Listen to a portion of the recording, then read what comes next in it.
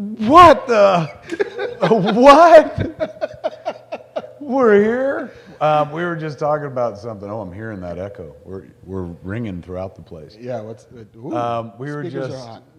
Mark just made a really good WAP joke. You really had to be there like 5 minutes before it happened to because the lead up was fantastic. Yeah. Well, when we drop the single, it'll all make sense. Then you'll understand. Hey, is it going to be like that the whole time? Do you hear that? I guess we're hearing it from that TV and that speaker. Can you kill that? I mean, not that it's that bad, but it's like we're listening to the show. Look, you can't see, but maybe you can see the bottom of heads scrambling around the fucking bottom of the screen. That's JC and Andrew trying to rectify it. It sounds like it went away. Yes. There we go. Now we hear just ourselves. Okay. Hey! Hello! Hey! Welcome to Fat Man Beyond. I'm Kevin Smith. I am Marc Bernardin. Hey! Let's start the show the way they'd started as an 80s cop show. Hey! There's this thing behind us. Still got a spit guard, ladies and gentlemen, so come down to the Scum and Villainy salad bar, and you could sneeze guards galore, everybody. Let us not spit on you. We have so much to discuss, ladies and gentlemen. Oh, damn. Today continues to be, because it's a 24-hour worldwide event, the DC Fandome. Fandome. Named because they took the fans and they fucking rocked their domes. Good Lord. They pulled no punches. No, way better than taking the fans and putting them under the dome. Because as far as I know, Where they'd be like, we can't doesn't breathe. end well for anybody. Yeah, man. And then you pull back and you find out the dome is a snow dome that Mr. Freeze is holding, and he's like, revenge is a dish best served cold. DC took over the internet today. They did. It Changed the game. You've heard of the Disney thing is D23? D23. This was DC23, essentially. Ooh, nice. Thank you. Trademark, Kevin, Mark.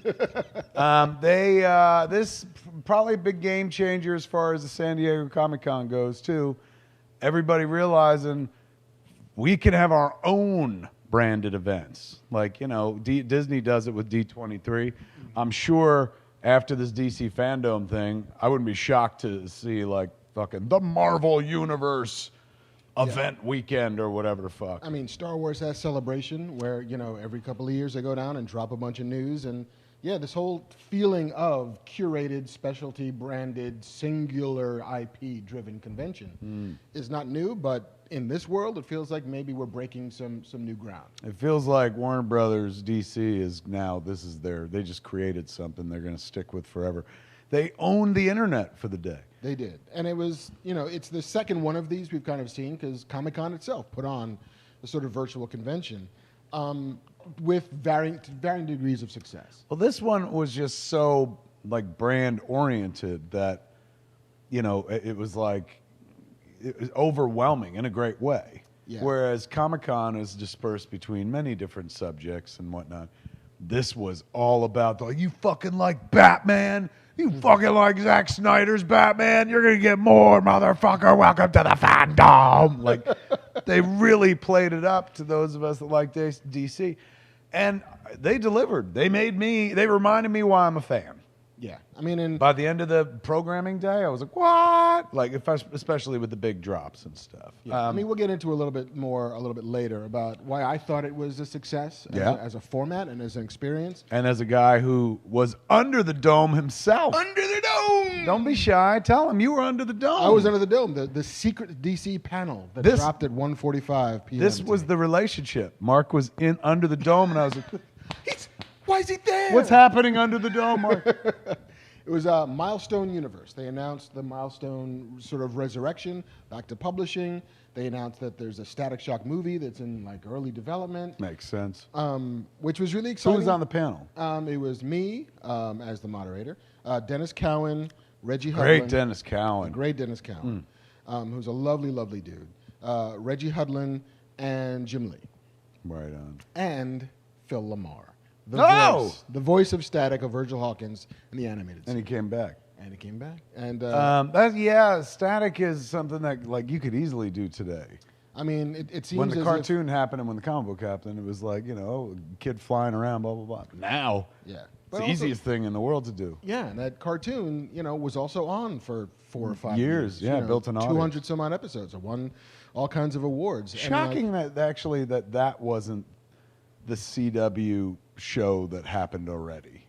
I mean, like, with all due respect to Black Lightning, like the hero of Black Lightning is like my dad. Whereas like Static He's Shock, got Teenage Dog. yeah, Static Shock, they could have been like, hey, he's a kid, just like all the CW kids. Yeah, I mean, and I don't know what went behind the decision of that. I mean, I like Black Lightning a lot, and I get it. Like you're talking. Yeah, about, I'm not saying like fuck that. It's Yeah. just crazy that CW It's hasn't doing a different snapped thing. it up. But I think that in the wake of Into the Spider-Verse, it seems as if, which itself, Miles Morales itself feels like a spiritual descendant to Virgil Hawkins in Static. But the fact that animation, like Warner Animation Group hasn't said, oh shit, we have one of these already and we've had it for 20 years and all we got to do is heat it up, like, nope.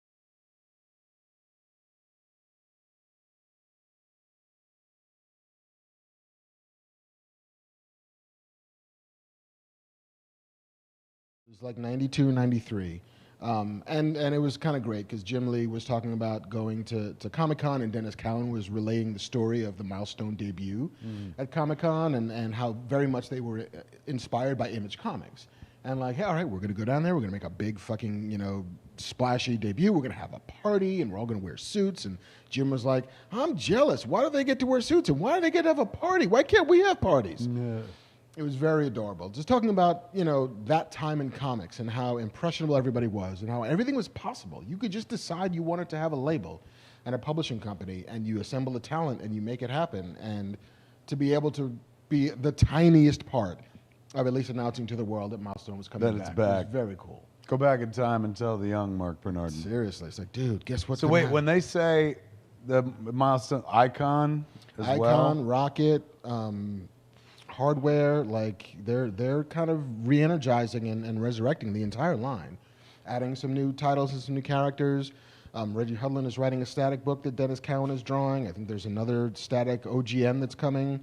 Yeah, they're back in a big way, and I think DC smartly is realizing that we were just leaving money on the table. Wise Yes. decision. Hey, there's somebody that's not Static. That sure looks like Black Adam, doesn't it? It does. Is that who it is? Indeed. Does he have a cape in the comics? He has like the sort That of tiny little Elvis cape? Yeah. This one, look at that. Yeah. That's a cape for all seasons, Mark. It's an all-weather cape. That's a cloak. Yeah, really, no doubt. Hey, before we dive in into the Fandome, shall we point out that we have a sponsor this week, ladies and gentlemen? We do. This episode of Fat Man Beyond is being brought to you by the good folks at DoorDash. That's right, DoorDash. The people that you app up when you want to Fill up. get apps, as in appetizers. We're working on the... Yeah, we'll get the jingle down. Yeah. We got to get some writers because we don't know any. But we'll get a writer in here and we'll come up with some sort of DoorDash slogan that will tickle your fancy. DoorDash. They'll even deliver to the Batcave. There you go. There you go. They'll even deliver to your back door. Oh, that's a sexy version. On brand for our show. The good folks at DoorDash, folks, when you're hungry and you're lazy like me, you want somebody to bring you food, DoorDash is who you go to, man. They got that touchless delivery service now. Contactless. They leave it right there and let you know it's there, and you go grab it, and you don't even have to like worry about the germs and stuff like that. I use DoorDash a lot when I was doing my burger brackets and my chicken sandwich brackets. There's a guy who was competing with food, having a food competition during the beginning of this quarantine. And I'm not just a member of the DoorDash community. I'm the president of it. And that's why this ad is free. Because it's free for you. He's the president. But yeah, I mean, there were weeks when we were doing fast food burgers and restaurant burgers, and this was early on in the pandemic, and like I wasn't hot to leave the house, and I wasn't hot to like be walking into restaurants and stuff, and so DoorDash came in very, very handy to like, and especially it was like I got to get 2 sets of deliveries from 2 opposing parts of town, like Bring them to my house. I get to be the nexus of all things delicious. Also, like one of the granddaddies of all this will bring food to your door business. They've been around for a red hot minute. They've been around for a red hot minute, and they've been, doing very good work at a time when people desperately needed to have, a way to get food into their houses and not expose themselves in ways that were untoward. You like food? You like when it's brought to you the way Mom used to? Remember how Mom used to like get on an app and order you food when you were a kid? Well, you could be your own mother now by going to DoorDash, man. And if you're going to go to DoorDash, right now, our listeners can get $5 off, man, and 0 delivery fees on their first order of $15 or more. How do you do that, you ask? When you download the DoorDash app, you enter the code FATMAN. The very appropriate code for a very appropriate app. They might want to rethink that code. Maybe beyond. Yeah, beyond. A little less predeterminate. Because if you order a lot of DoorDash, you will get fat, man. Yeah. Like, trust me. That's what I've learned during the quarantine.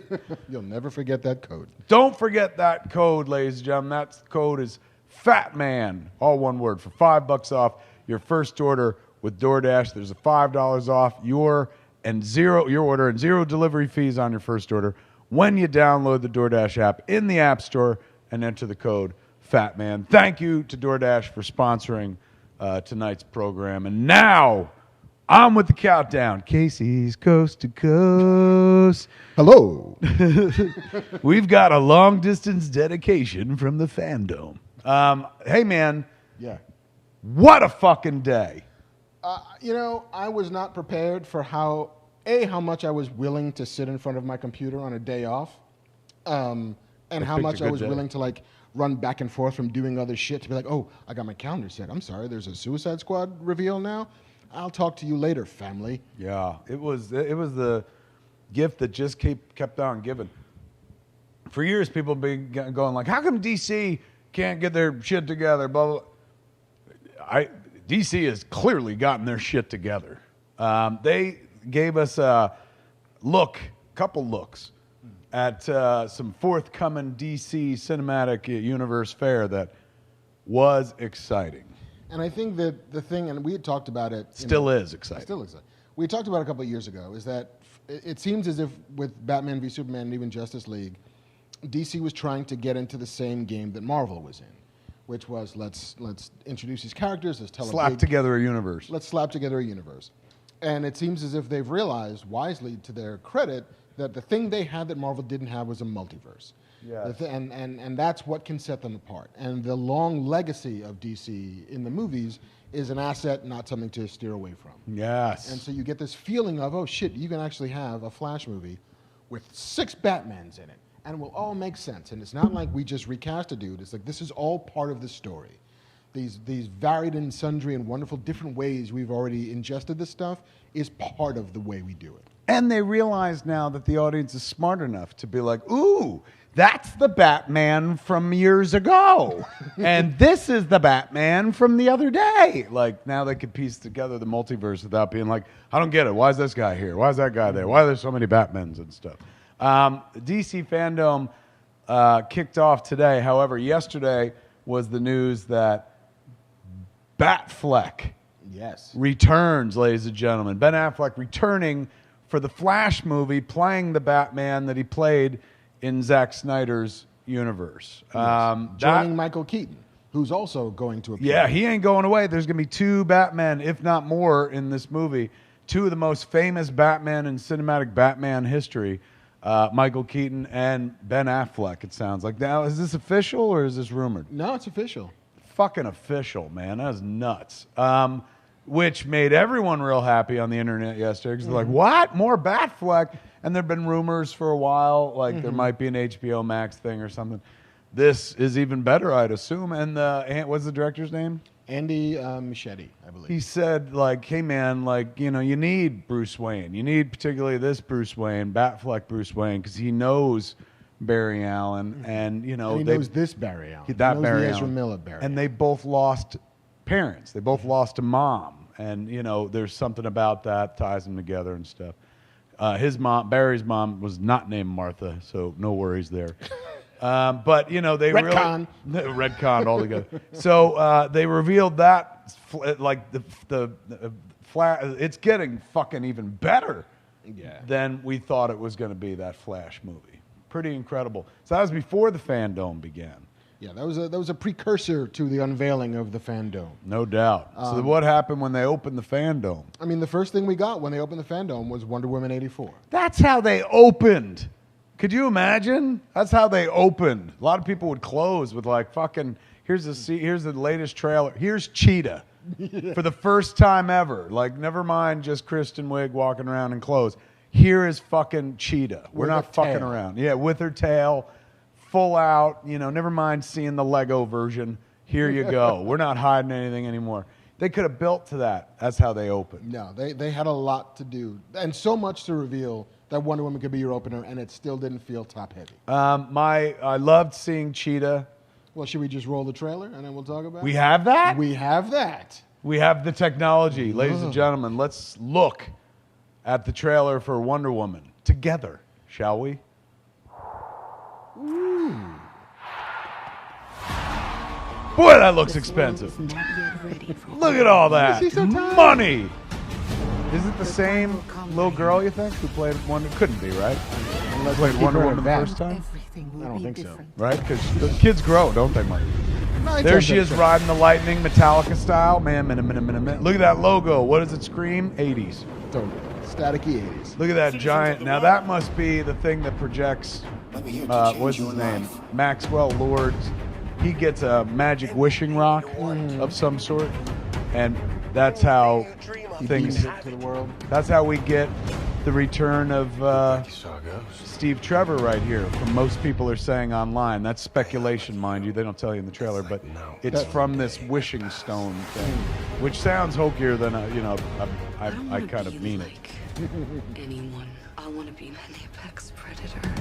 And I like it because now we're getting a little bit of a hint into what Cheetah and what her worldview is and why she wants it. Nothing. I love Kristen Wiig. I think she's a wonderful actress. She was great in The Martian. My turn. Like, she's funny as fuck, right? And like Bridesmaids, but I think she's a really great actress. I think this is dope. So we get to see some fighting of her in a cheetah-inspired outfit. But, you know, of course, we all wondered, would she go full cheetah? There's always more. And boy, oh boy, does she. Fight scenes galore, man. She's riding not even lightning. I thought this was adorable. They will never find us. Honestly, I love Cheetah, but I think he's my favorite thing in the trailer. I watched so many movies about Chris Pine as Steve Trevor. Look at that shit, man. Shwa bang! Tails. Cheetah taking out. Oh! What have you done? With golden eagle armor. That's dope, man. That's like right out of a comic book. Wonder Woman versus Cheetah. Never thought I'd see a live-action version of this in my lifetime. We are blessed. Blessed! I'm not so keen on this one. I figure you are. My favorite part of the trailer coming right up I'm ready here. to go. Not the fanny pack. That was cute, but this next bit. Parachute pants? This. Yeah. Does everybody parachute now? His delivery of "Does everybody parachute now?" like was so pitch perfect. He's adorable. He seems to be like the secret weapon of every movie that he's in. Make him I mean, he was great, fucking Captain Kirk. Make him what can we cast him as? What superhero they ain't cast yet? Reed Richards. He'd be a charm, or Johnny, Storm, but he's a little on the older side. Yeah, I mean, make him Doctor Doom, man, real charming like that. Ooh. But also, and isn't like Doctor Doom pretty as fuck under the mask? Yeah. There's one incarnation where they do the story where he's wearing this mask and he takes it off and he has one minor fucking flesh wound and he's so vain that he buried himself. But I don't want to bury that face under a mask. God, he's charming. That looks fantastic. Patty Jenkins made a hell of a fucking movie from the looks of it. Yeah. And you can tell they want to release the fuck out of this. They're like, look, here's so Cheetah, excited. here's everything. Please. Like, please, just come. Come to the theater. They got my money. I mean, I'm not, this is the same studio, so I'm not raising one to lower another, but like, that would get me out to the theaters before Tenet would. I know a lot of people are like, fuck you, Chris Nolan. And I love Chris Nolan, don't get me wrong, but that makes me excited. Yeah. Very excited. Did you watch the panel? Wasn't that excited, no. There was a panel? They had a whole fucking half-hour panel before they revealed the footage. Really? Yeah. The I cutest just, thing. you know me, man. I skipped the kissing and the foreplay. I went right in to for it. The cutest part of the panel was that Linda Carter showed up. No. Yes, and so watching like Kristen Wiig lose her shit and geek out over Linda Carter was the most adorable thing. That's really dope, man. Wow, I wonder if Linda Carter. I mean, not for nothing, but you could do that if you wanted to. If we're living in a multiverse, there's a 1980s version of Wonder Woman that already exists. Whoa, that could be in the Flash. That could be in the Flash. Hollywood ladies. All right, so Fandome kicks off with Wonder Woman looking fantastic. This movie looks great. Ready to see it. Just when you were like, shit, it could get better than this, what was next? On the DCEU front, on the film front, Yeah. Suicide Squad.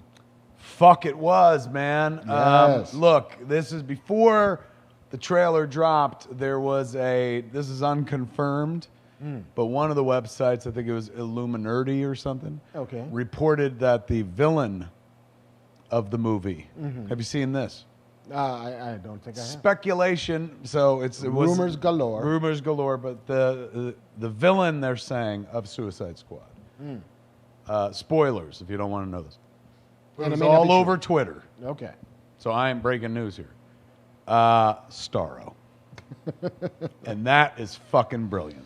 Come on, man. We're living in a world where Starro is going to be the bad guy. You're going to see fuckers with fucking this on their faces. Starfishes on their faces, man. That's so fucking trippy. They've described the movie as a war film, a 1970s war film.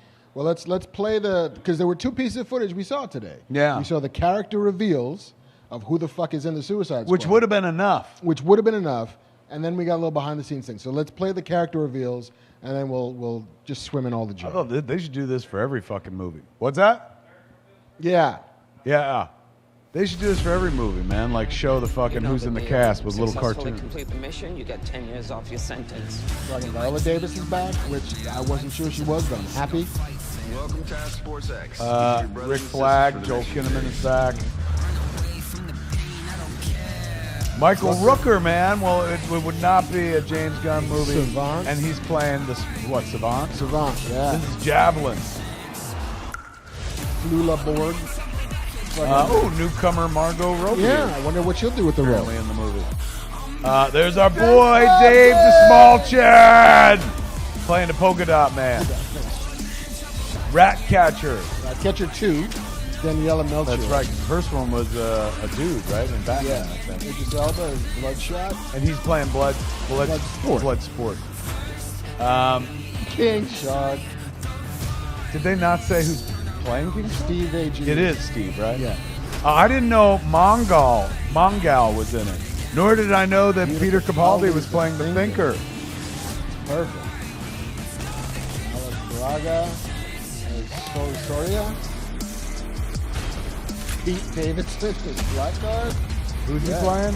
Blackguard. Nathan Fillion is TDK. Now, what is TDK? I don't know. Eric Carrasco, our friend, and Motu fellow writer, he thinks it's Arms Fall Off Boy. That would be amazing. I thought this was genius. John, how do you pronounce Cena? Cena? But Peacemaker, man. I can't believe we're getting a live action Peacemaker. He comes from Charlton Comics, man.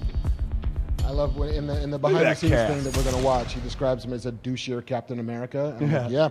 okay. Peace at all costs, even fucking killing people. Yeah. All right, so that would have been enough, and for a while, but then they gave us actual fucking footage. They gave us a behind Crazy the scenes footage like, with a trailer where essentially everyone was like, James motherfucking Gunn. He was a big part of the marketing for that. I mean, he moderated the panel and did a pretty good job of it. And I really liked. I wonder how he managed to do that. Yeah, work with all those Suicide Squad. How did he people. keep them all in line? Yeah. Well, he now controls how much footage they have in the movie. Truly.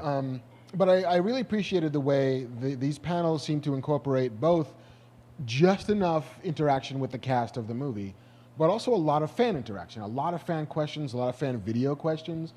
I think that's part of what was missing with the Comic-Con version of this, the official San Diego version.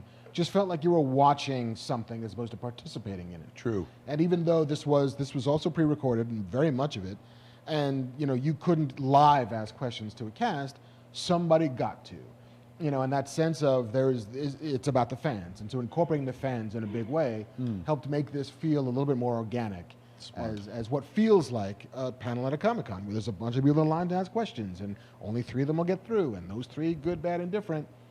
There's a texture to that I really like. The cast, sound off was great. This trailer. Yeah. I mean, look, I was already on board. I fucking love what James Gunn's doing. I love that cast. I love the Suicide Squad. I think the idea of James Gunn doing the Suicide Squad is like brilliant. So I was already on board. But I thought this fucking trailer was phenomenal. Yeah. And it looks like they're making a fucking rip shit fun movie. And if they're right about Starro being the bad guy, holy fuck. And it's so fun, and it's not even really a trailer. It's like behind the scenes EPK shit. Really was. And it has so much energy to it and so much enthusiasm. It's kind of quick shot of King Shark too, doing his thing. Like I can't wait to see an actual trailer that's telling me some of the story. But let's take a peek and gush at Do it. The Suicide Squad. Part 2. No, just Suicide Squad. They just added a the. I think it's going to surprise people. You kind of sit there and go, how did they do that? It's going to be different from any superhero movie ever made. See, James Gunn's sitting there. He's got a picture behind him. Is There's that the no eye one of better in the Starro? world to direct the Suicide Squad than James Gunn. It's a small chin. I was excited with an opportunity to be able to do the Suicide Squad in the way it could be done from my point of view. This one is completely unique. This is a gritty 1970s war movie combined with the brilliance of James Gunn's characters and comedy. You need your director to set the vibe. The Suicide Squad is I love the shift in fantasy Harley of Quinn characters. Within each of our characters. Harley Quinn with the most clothes on thus far. Within most of them. Some of them are just pretty crappy through and through. Doesn't that big thing behind him look like an eye of The guy Starro? who believes in peace at any cost. That no fucking matter how many Peacemaker looks people amazing, he needs dude. to kill along the way. Okay, I got it. Don't ever settle back like you think you know where this is going, because you don't. As soon as you have some sense about what's about to happen next, James comes in. Everyone's exploding. Genitals, heads, arms, legs. It's Genitals. a massive graphic novel brought to life. This is by far the biggest movie I've ever made. Do you see King Shark? know what to expect. Don't get too attached. This has been truly the greatest, most exciting journey of my life making this film. Cut. That was great. I'm in. God damn it, that looks fucking good. It does. He's talented. I 100% want this version of the Suicide Squad. Yeah. Like it And if the other one made as much money as it did, that one, yeah, gonna be fucking. Well, I mean, if people are allowed to go to movie theaters, and we get a vaccine. Indeed. That movie's gonna make fucking more than the original. God damn it! It looks like so much fun. I mean, and the fact that you have fucking 28 heroes, quote unquote heroes in it, gives you room for people to die. Yes. You know, we're gonna lose some fuckers. It's the Suicide Squad. Not everybody should make it. They should. And Sean Gunn playing Weasel. And Sean Gunn playing Weasel. And Jai Courtney Beck as Captain Boomerang. An unlikely survivor. Indeed. Something tells me he might not make it all the way through. Think so? That's just me, though. He's in the Suicide Squad game, though. That's Are we talking about that game or no? I'm not. Sidebar. You can. There's that game. There is. There it is. The trailer for it was amazing, where the open of the game or whatever the fuck. There were a couple of dope game drops, though. The Gotham But their Knights. villain, did you see their villain is in the game? No, who is it? Brainiac. That's cool. Yeah. So he takes over, it looks like Superman, and then they got to fight. They got to kill Superman. Well, the Gotham Knights trailer, which that also looked dope. Starts with a dead Bruce Wayne. Starts with a dead Bruce Wayne, just sort of sending out the call to fill the void. And there's a playable Batgirl, which we've never had before. Right. And the bad guys, the villain, Court of Owls. Who is it? Court of Owls. Yes, the Court of Owls. At the end, they did the whole Court of Owls thing. Which is the super. Batgirl looked a little bit like the DC superhero girls version of Batgirl. Yeah? Like there's a lot of the images of her, it looked like to me, not full cowl, mask and like ears sticking out of her hair. Then I saw a shot in the trailer of full cowl as well. But yeah, I was trying to figure out where they pulled their look from, and it kind of looked like that. I could be wrong, but that game looks dope too. I'm not a gamer, but fuck, did that shit look cool. Yeah, I have no idea what the gameplay is like, but I would watch that fucking trailer over and over and I'd over. watch the trailer over and over again. But once they started the gameplay, that's when I was like, nope, that would take me 2 years to learn how to do any of those things at one time. Too many buttons. Having a hard time beating my own game, Jay and Silent Bob Mall Brawl. So I don't know that I can handle that game. All right, so anything else on Suicide Squad? Any reveals? No, not for me, man. That was enough. I mean, I'm super fuck. jazzed by it. It's fantastic. And God bless James Gunn. He's doing the Lord's work, making a movie like that look fucking that fantastic. Amen, kids. I've never been more in support of suicide. I don't know how else to put it. Sounds weird. Before we dive into the next story, Monday night. Yeah. At the drive-in in Vineland, the Vineland drive-in in City of Industry. Yeah, is that the Me Paramount and Ralph. Drive-in or no? What is it? Paramount Drive-in or no? No, Paramount was the one that we went to for my Jay birthday. and Silent Bob. This one is called the Vineland Drive-in, and it's in City of Industry. We're doing a Hollywood Babylon 10th anniversary show. Me and Ralph doing Babylon, talking about the stars under the stars. Very nice. Tickets at csmod.com. Anyway, back to the news. Back to the news. The next panel we got from the DCEU was Black Adam. Okay, look, I'm all happy for it. I'm glad this movie exists, but this is the one that felt like, my dog ate my homework. Like, unless I'm wrong, didn't they cut together like an animated trailer? They haven't shot anything yet. Right. Yeah, so it's just like, hey, we got half an hour with This is a cool picture, and I ain't shitting on it. I liked what I saw, but at the end of the day, they were like, we better do something, because... We got to do something. And, so Jim Lee apparently, consulted and worked with the Boss Logic dude who does all those awesome posters. Oh, get out of here. They were the guys who sort of prevised and created that opening cinematic. That's cool. And, again, you get The Rock for half an hour, then you're going to talk about The Rock's movie for half an hour. And, it sounds kind of interesting. I mean, I don't know that much about Black Adam outside of his interactions with Shazam. Mm-hmm. But this seems like it's a standalone movie, potentially, with, it seems as if he was maybe even hinting at Superman being the antagonist. Yes, he said, it seemed to intimate that Shazam wasn't going to be the fucking antagonist, but yes, that the Man of Steel himself would come back. And in a world where everyone wants Henry Cavill to come back, and he seems to want to come back, and everyone loves Dwayne The Rock, Johnson. Dwayne the Rock Johnson. If anyone can make it happen, that dude can make a call. And the fact that the JSA are also a big part of this, and so you're going to get Carter Hall as Hawkman, you're going to get Dr. Fate, you're getting Cyclone, we're going to get Dr. fucking Fate, man. Dr. fucking Fate. In the helmet of Naboo. In our lifetime. Fuck. Amazing. So yeah, I'm looking forward to all that, but their offering was... let's look at The Rock. Yeah. It was good enough. In the tightest sweater you can find. Between him and John Cena, who seems to be can we get this polo 9 sizes too small? Baby size? If I look like that, I'd be shirtless. Never mind fucking tight clothes. That's fair. All right, so Black Adam looking great. Looking great, but super early. But way early. We ain't seen that movie for fucking 2 years. Easy. I mean, they haven't started production yet, and who the hell knows when that's going to happen. So they did mention there was a Shazam 2 panel, right? There was, which I didn't watch. No footage or anything, but the Sinbad showed up. Like the actor Sinbad? Yes. Really? And because a lot of people were there was a discussion about the Mandela effect, because everyone thinks that Sinbad was in a movie called Shazam, but he wasn't. Right. He was in another movie called was it Kazam? Well, no. Shaquille O'Neal is in Kazam.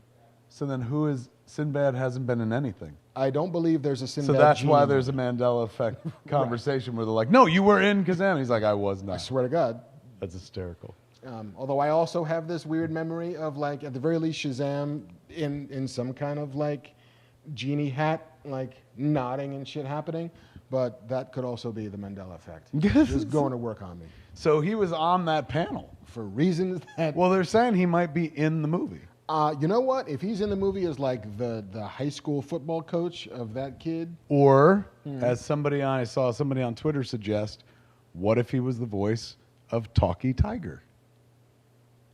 Cool. You know? I'll take it. Right? Somebody said the Sinbad Assance has begun.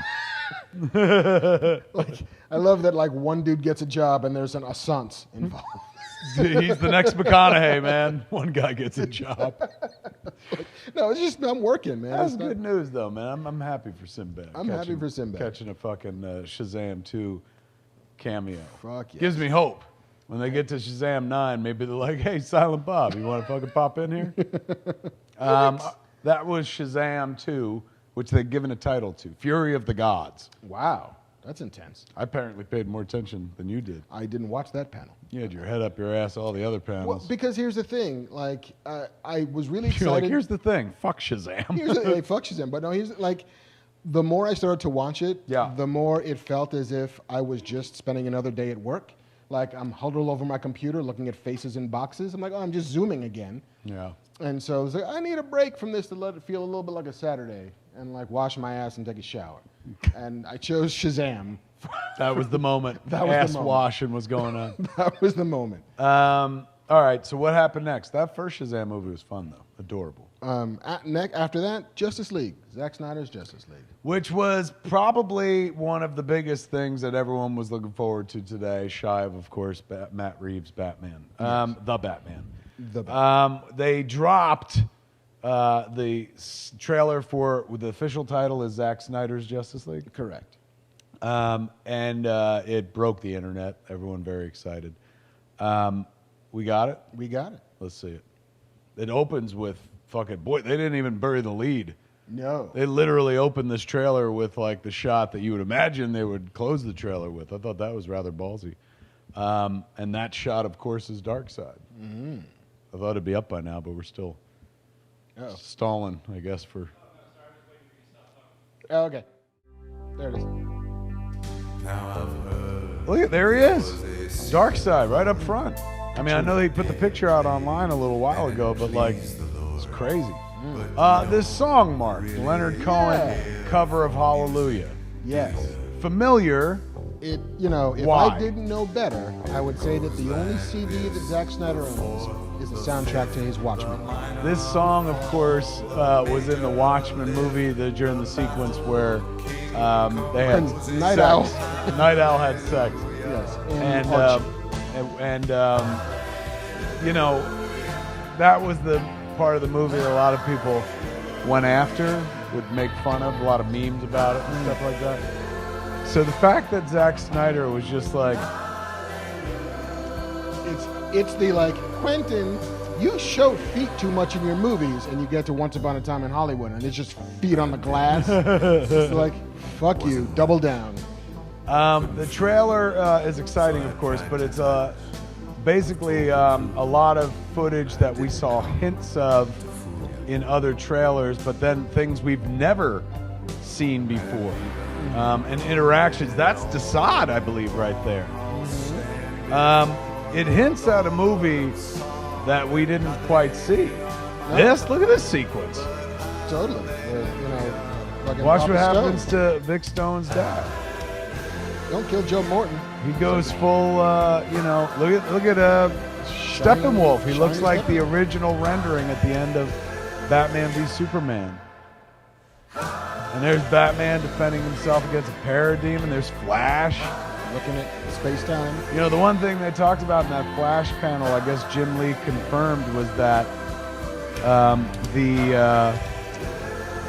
Ezra, what's his name? Miller. Ezra Miller Flash is getting his name, the Flash, from that scene in the crossover, in the Crisis on Infinite Earths. Probably fought hundreds of thousands of other super beings on the other planets he's destroyed, right? And we have to assume he's won. I don't care how many demons he's fought and how many hells. He's never fought us. Not us united. What he said, I don't care how many demons he's fought and how many hells. Yeah. He's never fought us. Not united. Not united. It's a good line. Yeah, I mean, it's looking at the stuff that he had always told us we were going to see. Yes. The information.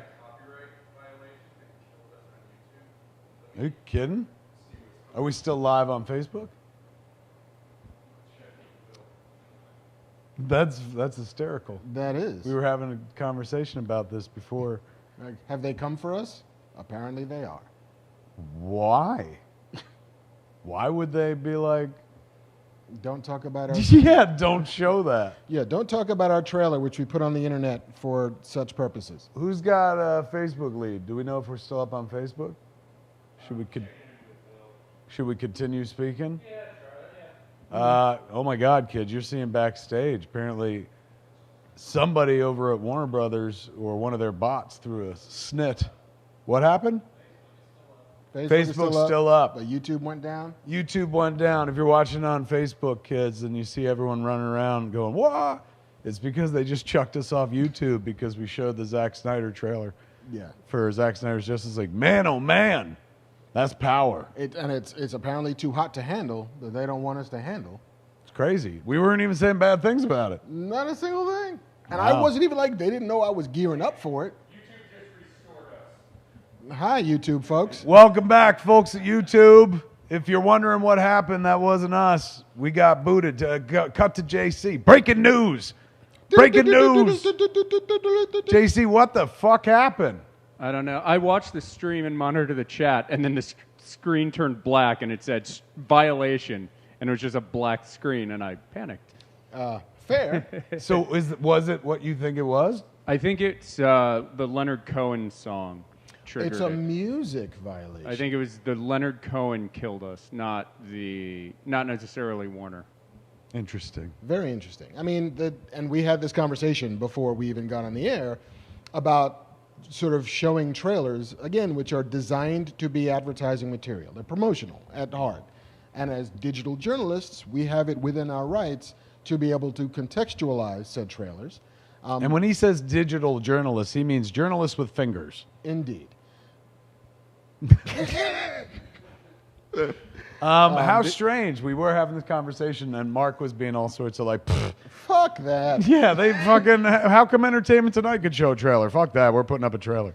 Yeah. And They're saying that YouTube shut everybody who tried to do anything with that trailer, that the Leonard Cohen music shut it down to everybody today. wow, look at that, man. All right, well. Great Leonard Cohen. I knew I didn't like that song Wrath for a from reason. beyond the grave. Just shut it all down. All right, Yeah. well, shit. At any rate. Apparently Big Brother is watching. Indeed. Fuck. At any rate, like, we had heard that a lot of this footage was coming. You know, Yeah. Zach has talked about it. Zach has given glimpses of it and teases of it over the course of the last year or so. And so to see it all stitched together is kind of cool. And to get the news, the big news that dropped out of it was not just the leak. Here comes the big news. The reveal of the teaser itself, but it's going to be a 4-hour miniseries.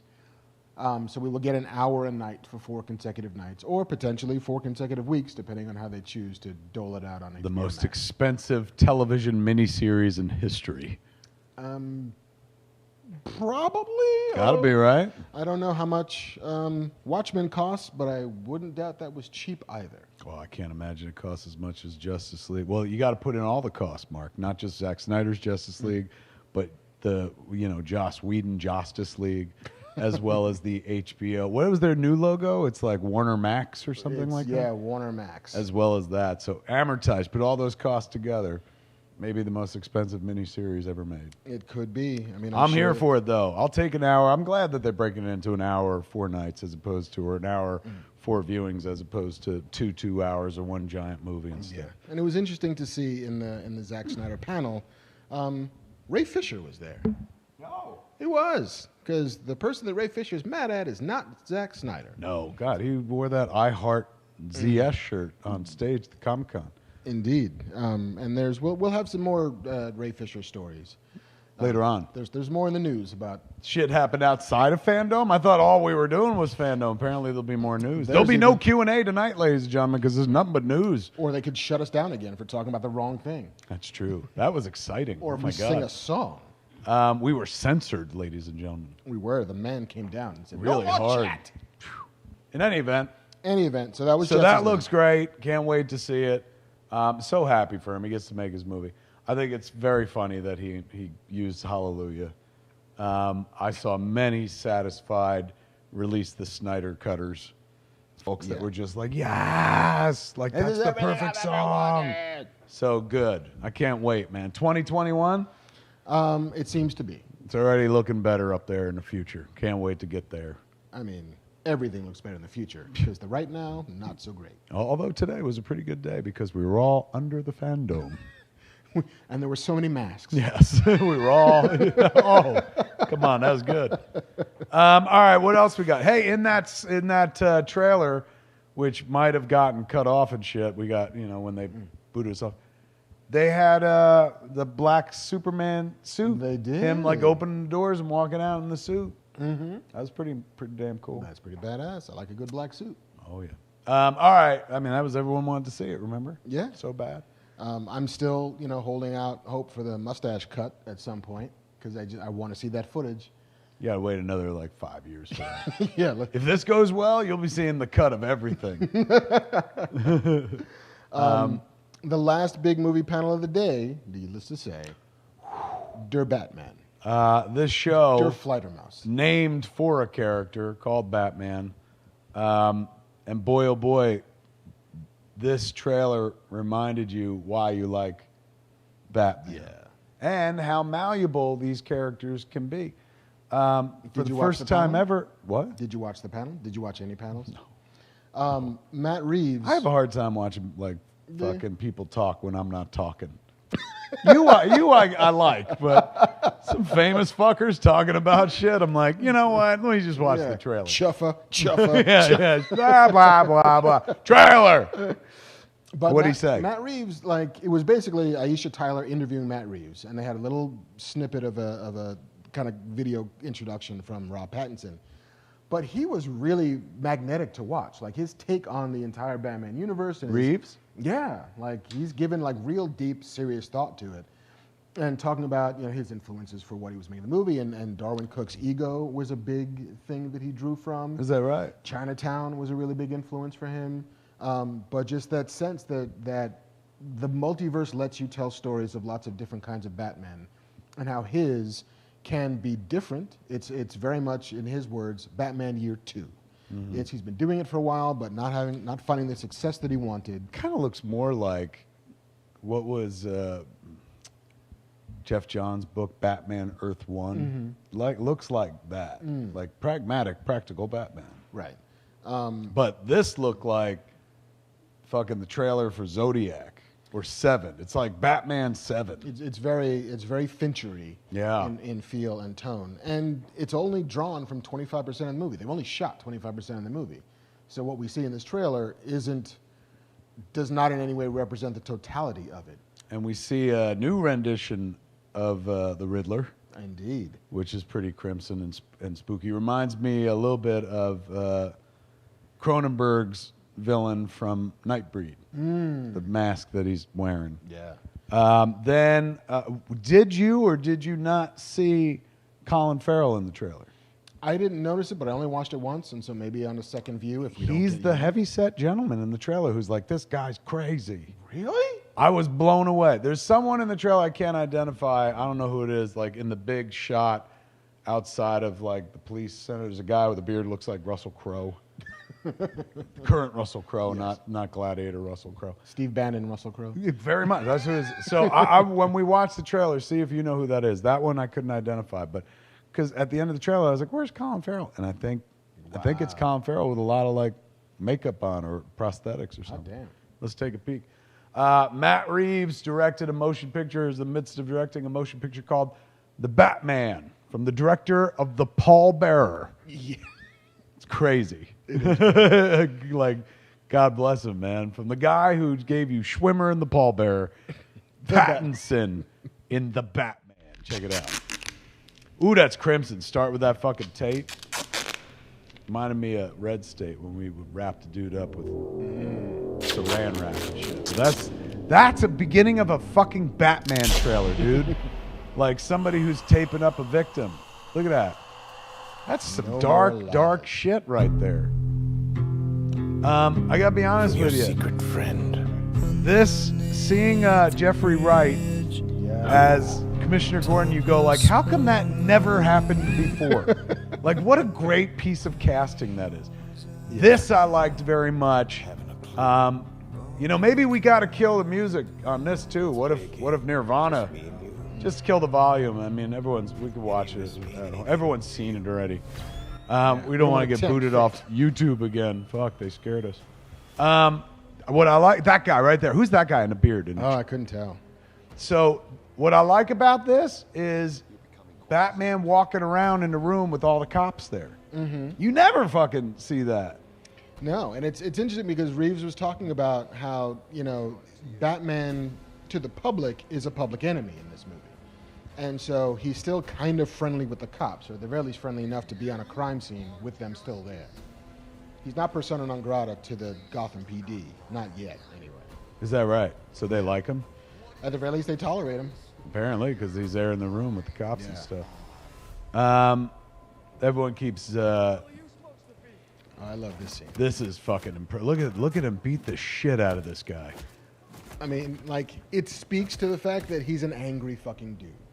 It's not clinical here. It's, I'm going to beat the shit out of this guy until he doesn't get up anymore. I am vengeance, he says. Just like fucking Kevin Conroy. I am vengeance. I am the night. He's still got the crowd looking. Right there, the guy who is just like, this guy's crazy. I think that might be Colin Farrell as the Penguin. There's the new logo. They used a Nirvana track. Who's this? Who's he talking to at the end? I don't know. I think it's the Riddler who's talking. I don't think, was he talking? I don't fucking know. Couldn't tell at the end, man. I like that. That's pretty great. Huh? Pretty great fucking breakdown of the date. Man, oh man, what a way to end their DC fan day under the Fandome. That is a tremendous fucking trailer. I want to see that Batman movie now. That's going to be tied into the Gotham Central TV show, Gotham PD. And the interesting thing is that Gotham PD is taking place during Batman Year One. So before all this. Right. So it's the beginning. There's word of a fucking mass vigilante and how the police respond to it. And then the movie gets to be Year Two.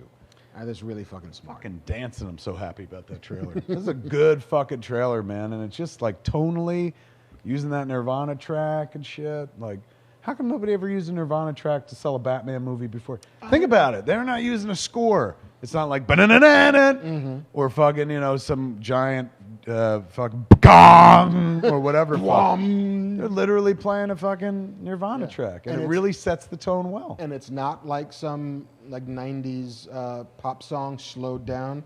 Did you see that trailer thing over the week? How to make a blockbuster trailer?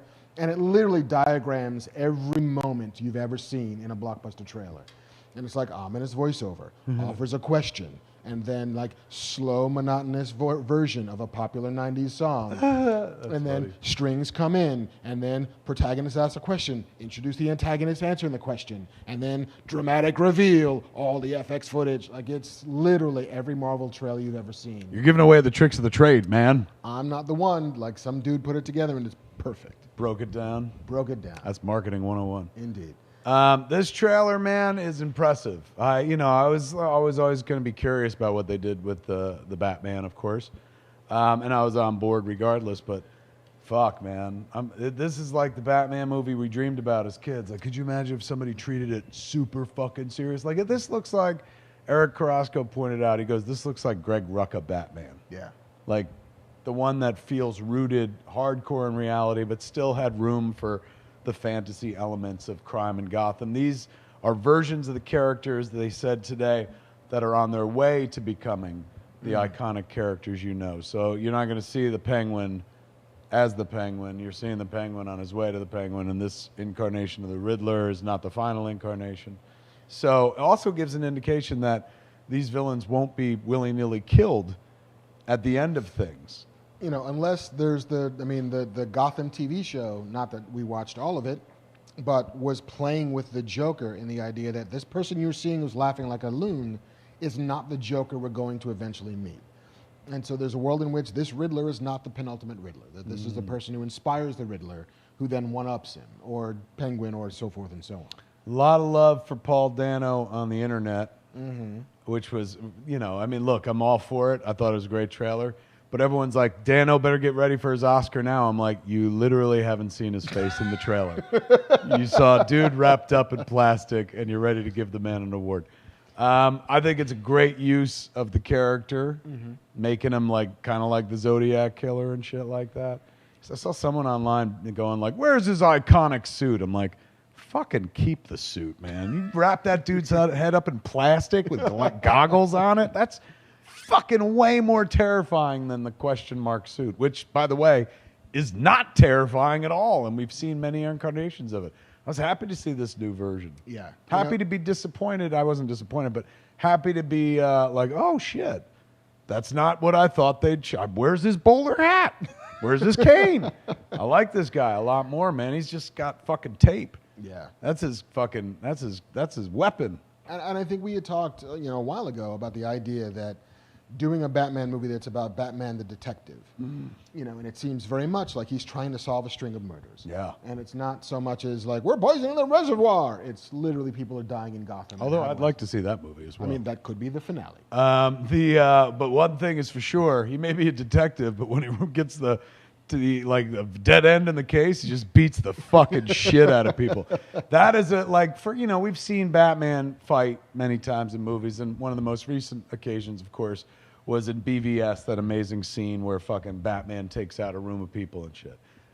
This was pretty impressive for a straight on, I'm just going to hold on this shot and not cut around 6 different ways and just let him fucking fast beat the shit out of this guy, take him to the ground, and then just pound on him like a fucking child. It's pretty sweet. It's very Clint Eastwood. Yeah. It's very like, here's just a dude, I'm going to beat the shit out of this guy and get up and ask his friends who want some. Yeah. You better bury Ned right, or I'll come back and kill all you sons of bitches. And hell's coming with me. And Morgan Freeman's there, and he's like, wrong Batman movie, and then he leaves. All right, so fuck that. How long we got to wait for this? It's out next week, right, Mark? Pretty much. Woohoo! It'll be on DVOD pretty soon. Believe me, I'll pay $1,000 to watch that movie right now. And I bet you a lot of people would do as well. More people than you would imagine, I bet you. Yeah. I mean, they are still promising 2021, as the last little bit of that teaser showed. But they got 75% of the movie to shoot, and next year is 2021. So, and they're shooting in London, and so overseas has a much. They seem to be doing better with the COVID than we are. So there's a world in which they can be up and running in production again in the next month or so. Very rainy. It is, but it might not be the worst thing for a Batman movie. No, I'm saying the whole fucking trailer is very rainy. They're shooting in England, makes a lot of sense, right? But yeah, last few Batman movies have been shot stateside, Detroit. Pittsburgh, Chicago, LA for a bit. So this returns Batman to England, but shooting outdoors in England, which they didn't do in the original movies. They went to England, but then built Gotham on a soundstage and shot there. Shepperton Studios. They're actually using London. They're using for London Gotham and City. Liverpool. I think Liverpool is, at least according to Matt Reeves, a lot of the sort of the wharfs and the scummier parts. I have no idea if Liverpool is. So while he's crawling up the side of a building, Paul McCartney pops out the window. Hello. What you doing here, love? He's just walking across Penny Lane. Man, oh man, I want this movie so bad. I'm excited. I want it. Give me it. It'll be. How do you feel about the suit in the car? The car I thought was badass. The car. It's again. I really don't give a fuck. No fucking Batmobile will ever be as wicked as Anton Furst's, Tim Burton's, Michael Keaton's Batmobile, which we will see again in action in the Flash movie. It feels like. Did you see that art they put together? There's a shot of Flash in a new outfit and Michael Keaton Batman behind him. You're gonna see the car again. We better see the fucking car. Oh, we love that Batmobile. But in any event, I don't care. Give him a car, it's fine. I mean, it looks like the muscle car a dude would build in his garage if you knew a bit about cars, but don't have a factory to build you an Anton Furstmobile or a Tumbler or anything like that. Right. With a jet engine. You still apparently have access to a jet engine. Turns out you can get your hands on some atomic batteries if you try hard enough. It sounded like we heard a piece of the Andy Serkis Alfred as well. Yeah, a little bit of that. And a new Batcave that kind of looked... See when a motorcycle pulled into something? It looks like warehousey. Yeah, or an underground library or some such shit. Did you see in the trailer for Zack Snyder's Justice League? Remember the one that YouTube just threw us off for showing? Uh-huh. Did you see the shot of the fucking, the wasteland, and it said Justice League of America, like the arch? Early on, like you just Yes, you and it had the in. fucking trident in there. That was pretty dope. And we got a little look at Selena Kyle doing some Catwoman We shit. did. Zoe Kravitz recently of what's the show they just canceled on Hulu? High Fidelity. High Fidelity. She don't need that show. It's going to be huge. She's going to be Catwoman. There's once again a little shot from behind where her outfit created earlit affairs. Earbuds. Earbuds. Yeah, I'm in, man. I've watched the trailer 9 times at home over and over on a giant screen, 103-inch television on YouTube, man, analyzing it and shit. I look forward to those videos where they're like, here's 30 Easter eggs you missed. I love that. But man, exciting. How fucking... We're going to get another Batman movie. We get another pretty damn soon. We're getting a lot of super cool shit down the pike from the DC EU. And like, I have been critical of it in the past, and I think that they seem to have found their footing because all of this shit looks pretty strong. Yeah. And they seem to have found their way to deliver a thing that will make more than just diehard fans just weep over this shit, that will actually be able to transcend into full-on mainstream entertainment. And I'm here for it. May I suggest that next year, and I'm sure they'll stick with Fandome from now until the end of time, but the Super Friends also would have been a good title, because we got, a trailer for Wonder Woman, a trailer for Batman, some Suicide Squad. They're not really in the Super Friends, but whatever. All right, it all fell apart, but they could have called it the Super Friends. They could have. But the thing that Fandome lets you do is Fandome. It sounds metal. It sounds metal, and next year, when potentially we can all be in the same place again, you could literally have a Fandome. You can literally have a fucking Fandome, and you don't have to change the name at all. Oh, you better believe that's going to happen, man. And Warner Brothers, not only are there, because you can first write it off as marketing costs, but you can collect money as well, selling tickets or something like that. Who wouldn't fucking pay? Look how many people pay to go to D23. And what is that if not a marketing event to get you excited for more shit they're going to sell you in a couple weeks? So, yeah, I mean, the thing that DC never did on the convention floor was sell anything. If you went to the DC booth at San Diego or Emerald City or New York Comic Con, you couldn't buy anything. He's right. There were vendors elsewhere on the floor, and that was their thing. It was that we're going to drive up interest, and you go and buy that shit from them who have already bought it from us. But if they now open their own fucking Fandome in, some... I don't know. They selling shirts? I bet you selling shirts. I'll buy one. Yep. Little plushies, say DC Fandome on it. Maybe even a hat. Oh. So put your Fandome on. I'm in. Yeah, this is a marketable event for them. You're seeing the future right now. Yeah. Someone at DC and Warner Brothers was like, hey, I think we just figured out a way to make some money off this. Not only that, but it seems to have smoke and mirrors away the fact that we laid off 1/3 of our staff a week ago. No mention of that under the Fandome? Not so much. Interesting. Bob Harris, longtime editor-in-chief for the last 10 years over at DC. Prior to that, he'd been at Marvel for a long spell. He was one of the people that was let go in the recent DC implosion, if you will. But the folks that were let go due to California law, and that's where DC is now based, you got to give somebody, 3-week notice or 3-month notice or some such shit. So a lot of people found out they were getting let go of, and then we're going to be sitting around working for another few months or something. Bob Harris, I just read an article, I think I'm bleeding cool. He was like, fuck it, and he left. I mean, I'm sure there's the version of you can work for another 3 months, or we pay you out for a month and a half. Probably got a nice little golden parachute and fucked off. No mention of that at the Fandome. Not so much. And like we talked before about how Ray Fisher was there for the Zack Snyder reveal. Yes.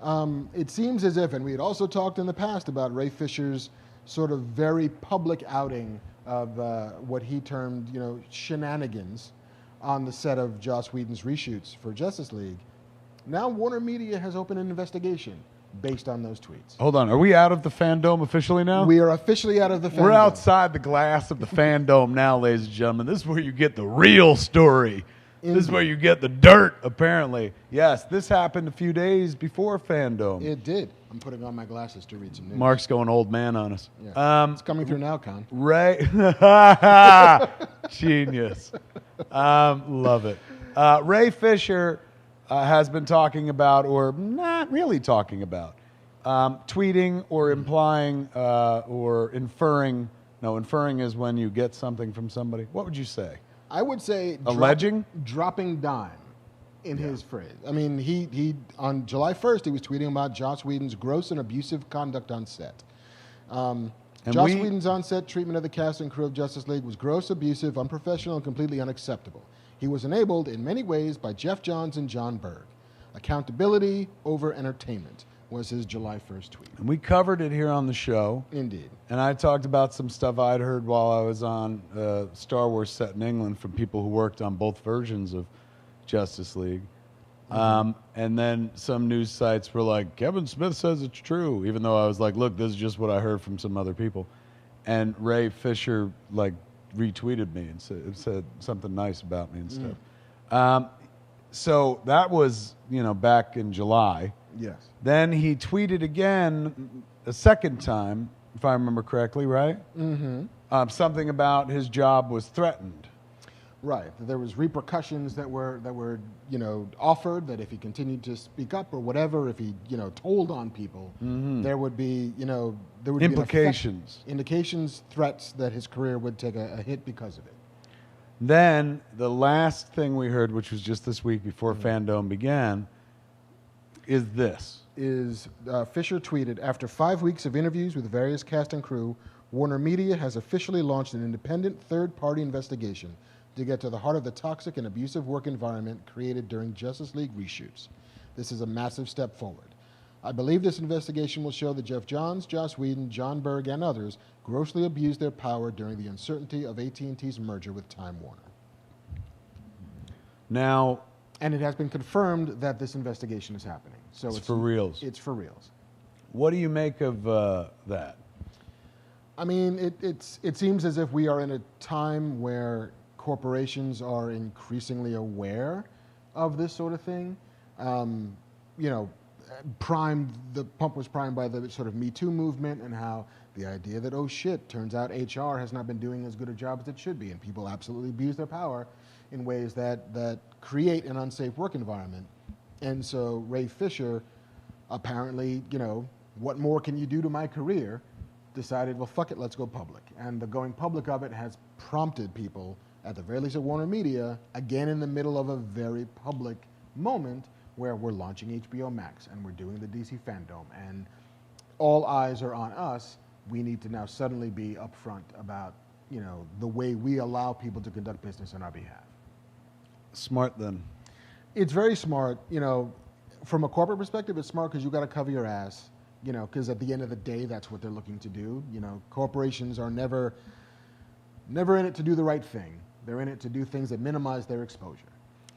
Yeah, and the second version of this movie was, as we've seen based on stories, going as far back as 2 years ago, they rushed out Justice League so they can get their bonuses before the AT&T merger. There was some conjecture about, or confirmed stories about it. And, nobody in this business was shocked that people in this business wanted to put their best interests or their own interests over the best interests of the movie going public. They're not in this to be nice and stuff like that. They're in it to make money and stuff. But now it seems like corporate world waking up to the fact that fandom has a very loud voice. Yeah. I mean, so much so that there is a Zack Snyder's Justice League. Totally. Like the fandom sword cuts both ways. It can give you awesomeness. It can render unto you what is Caesar's, but at the same token, they can make it so that, hey, if we don't feel like this is legit, if we don't feel like this is on the up and up, if we think that you have been sort of disrespecting at the least and wounding at the worst the people who make your content, then perhaps we don't show up en masse for it anymore. Good for him, and it sounds like he's getting some justice. At the very least, look, it's a third-party investigation, and who knows what they find. If they find some stuff, if they don't find some stuff, at least somebody heard the man, taking him seriously, because you could see he was hurting over it. This ain't just a matter of this is an injustice, which clearly it is.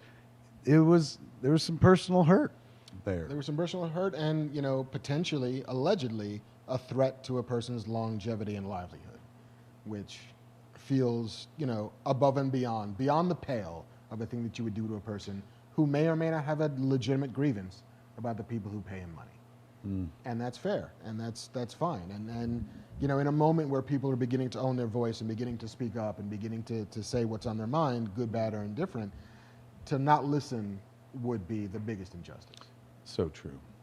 And also, I got to imagine all this Snyder Cut,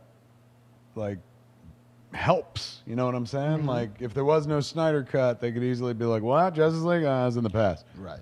They know that they're dealing with Zack. They see how big the Snyder Cut has been for them. It's a fucking marketing hook for them on HBO Max. Creates a lot of enthusiasm and whatnot, excitement. And Cyborg is apparently the fulcrum upon which much of the Snyder Cut hangs. Yeah. Because a lot of that character got cut out. And so, you could see based on that trailer. Totally. There's a bunch of shit in there about fucking, Ray Fisher.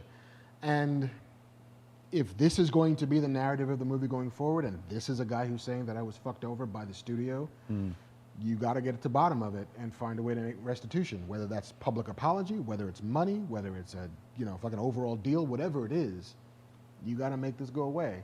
It doesn't sound like he wants anything but, truth to come out. A little bit of justice, a little bit of honesty, accountability. Yeah.